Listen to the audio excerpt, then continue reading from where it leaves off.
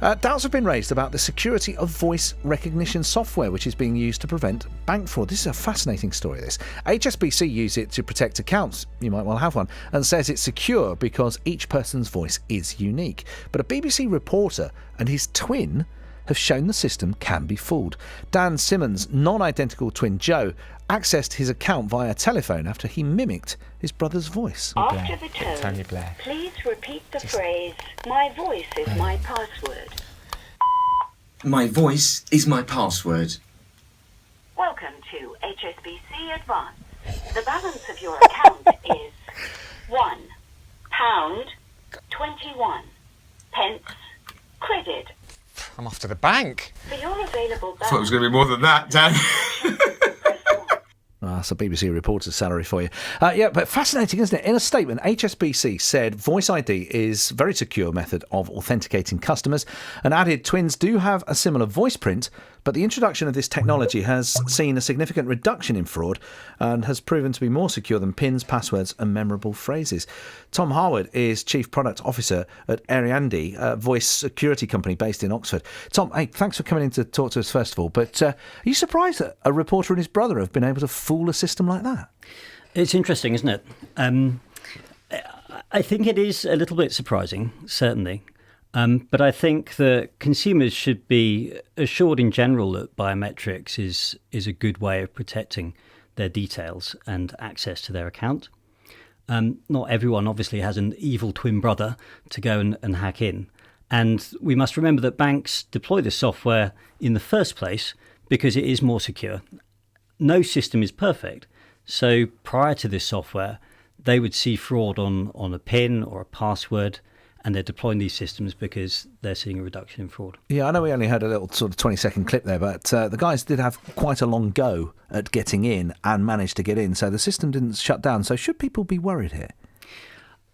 I think that people should always be sensible with how they protect their personal data. As I said, banks use this software because it has been proven to be more secure than other methods. If you have any particular concerns, then by all means get in touch with your bank. But this won't be the only solution that the banks are using to protect against fraud. There's an arms race going on here between the fraudsters and the banks, and there are many unseen systems behind the scenes that catch fraud in other ways. So some of the systems that we deal with, for example, look at many other traits of the voice and many other traits of the call to detect fraud. An example would be, we know that much of the banking fraud is caused by international calls. So if you can detect, for example, that a call pretending to be from the UK is actually emanating from another country, then that's a good tell that it's fraudulent. But some of this software gets so sophisticated that it can go all the way to the level of picking up the room acoustics in the place where the fraudster is making the calls, and then matching that to other rooms of other fraudsters or the same fraudster to detect fraud. And it can be up to about 85% accurate, this stuff, as another measure to detect fraud. Wow. It's pretty impressive stuff. If you can sort of sum up in a nutshell how it works, how does the voice recognition work? Could you do that for us? Absolutely. So voice recognition works by taking effectively a fingerprint of your voice, or the equivalent of a fingerprint, and it's looking at a whole host of different measures, so pitch, tone and frequency and pace, and upwards of 100 different measures against your voice. It generates a mathematical model of your voice that it stores on file, and then when you call up and repeat the same phrase that it used to generate this fingerprint, if you will, it will use mathematical modelling to match that.